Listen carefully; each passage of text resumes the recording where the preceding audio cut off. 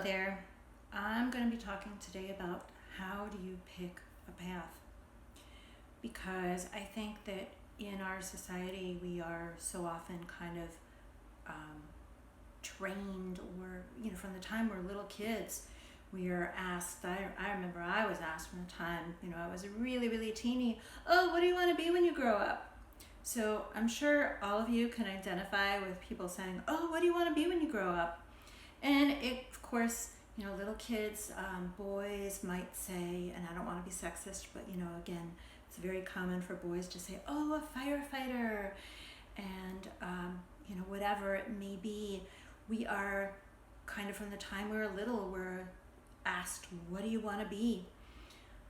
Well, I have a very different opinion about what you want to be, because I believe that things are not always a straight line. So I know when I was a kid, when I was in 8th grade, we had to do our first major research project, and it was basically like what we wanted to be when we wanted to grow up, and we had to interview somebody, and it was a major research type thing. And I didn't have the faintest idea what I wanted to do, but I had an art teacher that I really liked, and I thought she was cool, and I'm like, okay, I'll do being an elementary art teacher because I like this lady and I can interview her. Whereas my sister, she wanted to be an actress, and my sister still wants to be an actress. And so she actually found a real live, like, mega actress who agreed to the interview. But anyway, my point is that there are some children that from the time they're young kind of know what they want to be, but then often there are people that are, I don't want to say corralled, but they are encouraged to go a certain path by their parents, and it's not necessarily what is right for them. But if your father and mother were both educators like mine, it's kind of natural to fall into education. I was not that kind of person. I rebelled. I was like, I'm not going to be in education because I didn't want to be what my parents were in. But my brother did choose that path. And of course, in the end, I ended up being an educator to some extent. But anyway, I wanted to talk about, to some extent, my personal path and how I became a yoga therapist. And again, I'd never heard of yoga when I was young. There was no such thing as a yoga therapist when I was younger. But I was always focused on, I guess, how to make myself feel better, because I had chronic issues my whole life. I had chronic back pain when I was young, went to a specialist. I had chronic digestive disorders when I was young, also went to a specialist. Unfortunately, those specialists did not put me on drugs. They basically taught me things when I was young that today I recognize as yoga therapy. And again, these were just regular allopathic specialists, but I'm so grateful that they steered me the way that they did. So as a result, I was always focused on diet and lifestyle and movement and meditation and breath work, because I found that those were what helped me. And then even things such as diet, I was taught very early in life, because of my digestive disorders, to look at what you're eating and to notice how your body responds. And then when I lived in Mexico, I was told chamomile tea, manzanilla, té de manzanilla is, everybody takes it to calm their digestive system. So I was very used to plant-based remedies, and I always believed in plant-based remedies. And then, so I mentioned I lived in Mexico, and when I lived in Ecuador and then in Florida also, I always was focused on healthy diets, plant-based diets, and also healthy lifestyle. I wasn't a drinker, and I didn't like the way alcohol affected my body. And I was always into yoga. I did yoga, and again, when I say yoga, I mean meditation, breath work, and body movement. So I did that every place that I lived. But then, and of course I worked, my career path was totally separate. And I'll be talking about that in another video. But when I got to be 50, I recognized that I had to step up my health lifestyle. I saw my mother in particular not in good health when she was older.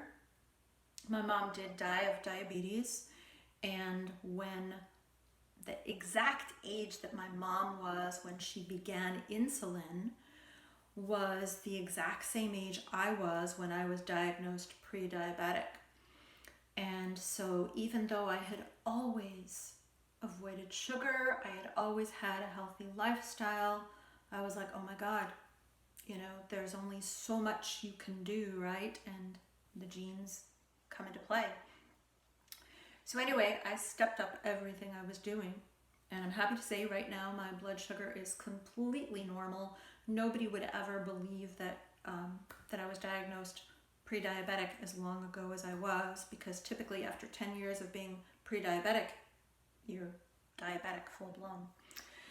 But anyway, so after I became 50, I recognized I needed to step up my health.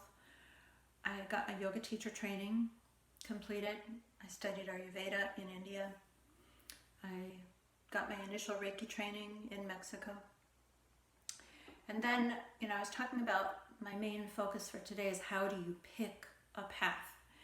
And I believe so often we don't pick a path. I believe we are pushed into one path, and then if we so choose, we can veer ourselves out of that path and find what is more suited for ourselves, for our bodies, our minds, and our spirits. So after I hit 50, I felt that I had more license to choose what I wanted to do. And I completely happened by chance to find a person in Central Florida. I was going to Central Florida several times a year because I was on the Public Relations Advisory Committee for the University of Florida. So I would fly out at my own expense. I would have to take off work, my own expense. And so one time I was like, if I'm going to go to Florida for my own expense, and there were no direct flights, it's like, I want to do something for myself. And it was amazing. I just happened to do a Google search, and I happened to find somebody who was doing a weekend retreat the days that I was going to be there, not very far at all from where I was going to be, even though she was in the middle of nowhere.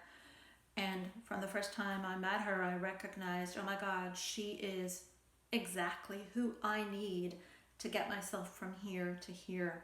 And she was my yoga therapy trainer. At that point, I'd never even heard of yoga therapy. Yoga therapy was in its infancy stages of becoming an actual certified profession. And fortunately, she was, with it all the way. She was an accredited school. So anyway, my path was very much circumstantial. And of course, I recognized right away that she was the right fit for me. So I made a commitment for 3 years to keep going back to Florida, to spend a lot of money and a lot of time to become a certified yoga therapist. So